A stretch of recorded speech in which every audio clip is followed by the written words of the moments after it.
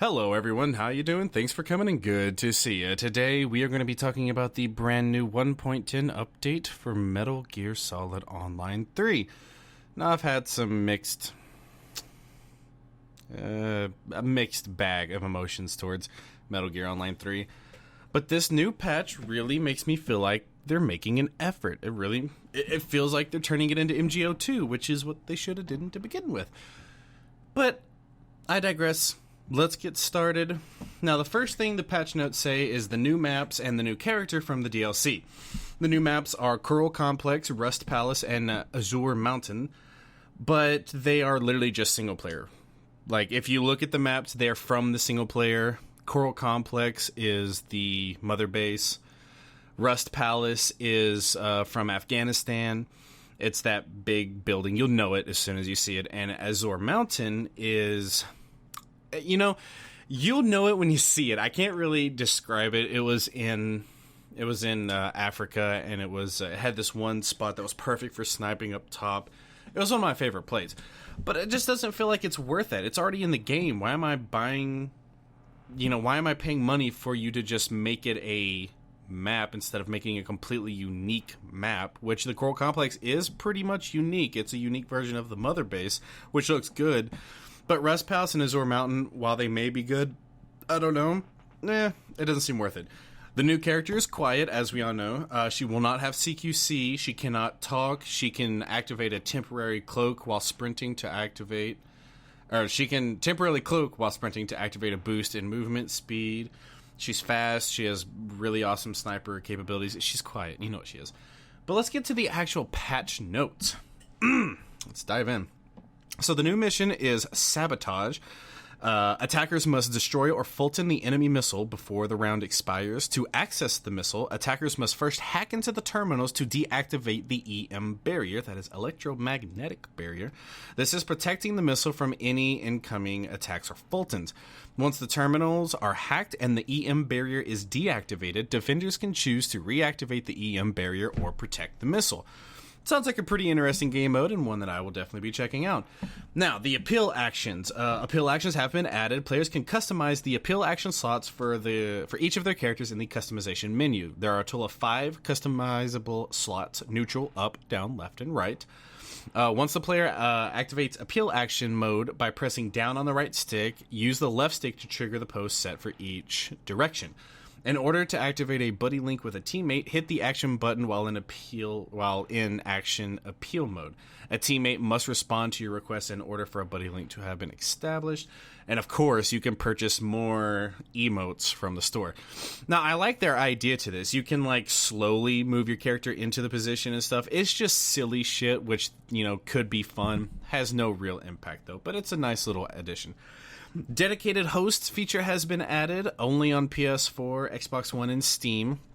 By setting yourself as a dedicated host, you can now spectate a match without having to participate in, and you can set yourself as a dedicated host when you create the match. That's cool. It's always cool to make a room and just watch it and maybe, spectate it but not actually participate. That's what we used to do in the knifing rooms all the time in MGO2. GP Boost, you can now buy GP Boost with MB coins. Not really giving a shit about that, but I guess for the people who have the option, that's cool. You can buy character slots, so if you want more characters, you can do that. Again, that's cool for the people who want that. Player rank, a new rank feature has been added. All players start out as rank F. There are a total of 21 ranks, each with the highest being rank S++.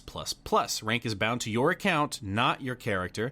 The scoreboard and briefing screen, now it's late, I apologize, now show each player's rank instead of their character level, and your current rank can be viewed from the personal stat screen. So I like that. People who do good, hey, they got a good rank, and people who do, I wonder if this is going to affect matchmaking. The S rank people are going to be with S rank people, so it's not your level that matters, it's how good you are. That's how it should have been. This is good stuff, man. This is good. And of course, oh yes, the new weapon, the combat knife, has been added. This weapon has been added as an additional secondary weapon, which I don't know. I'm pretty sure that means you can have your secondary and this. It's an additional, not as separate, whatever.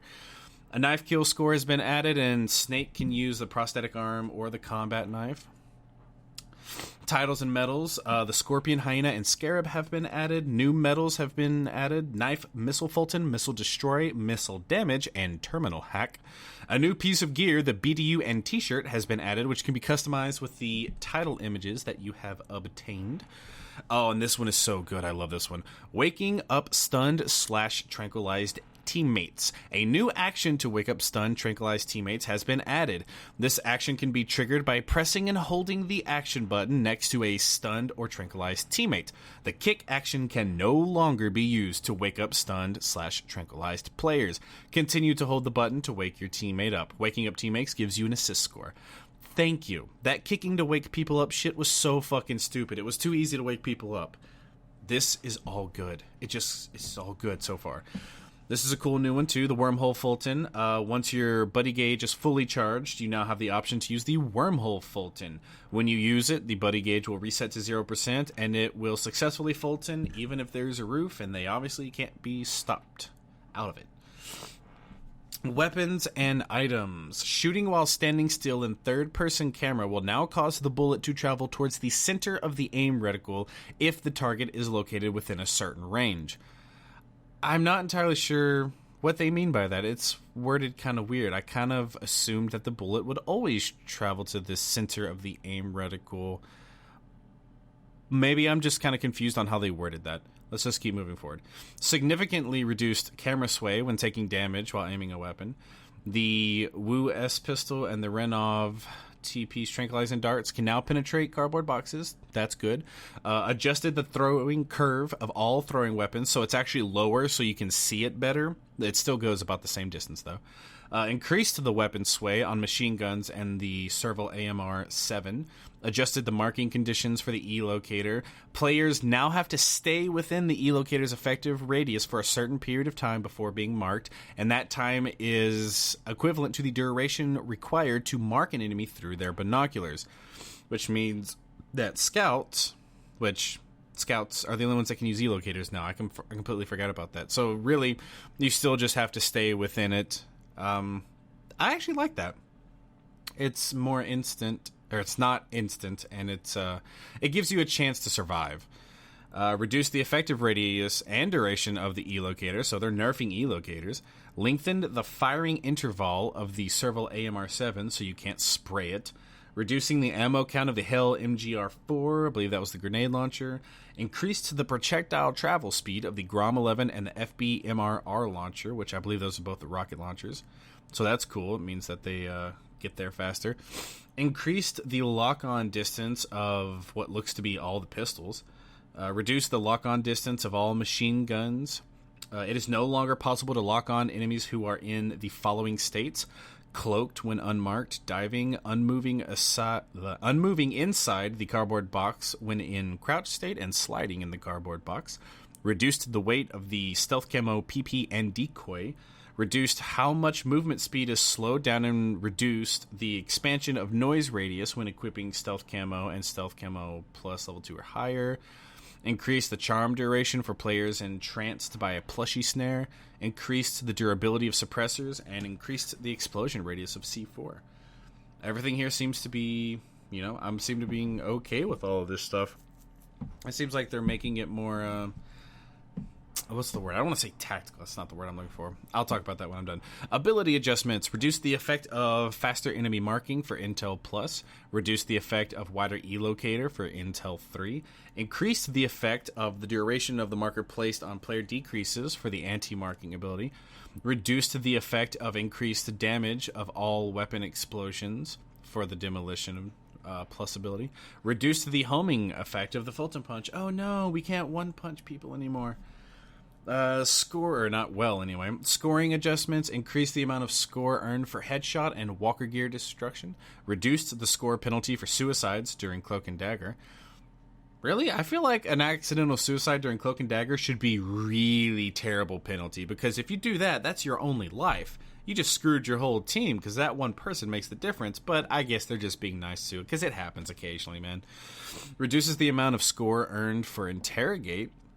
And reduce the amount of score earned for comm link capture, comm link neutralize, comm defend during comm control. Damage adjustments. Increased the damage output from the S1000, the Kabarga, the AM-D11, the Geist, and the Oregon.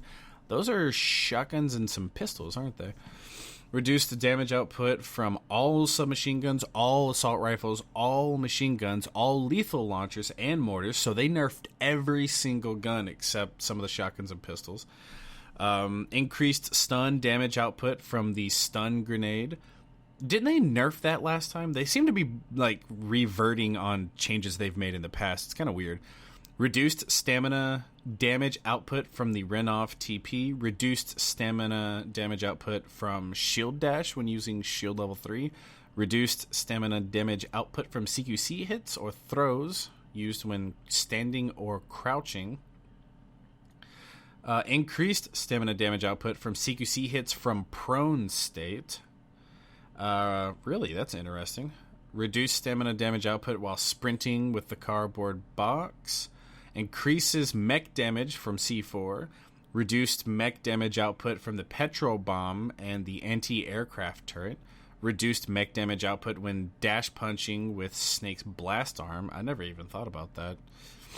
You could blast arm punch a mech. I didn't even think about that.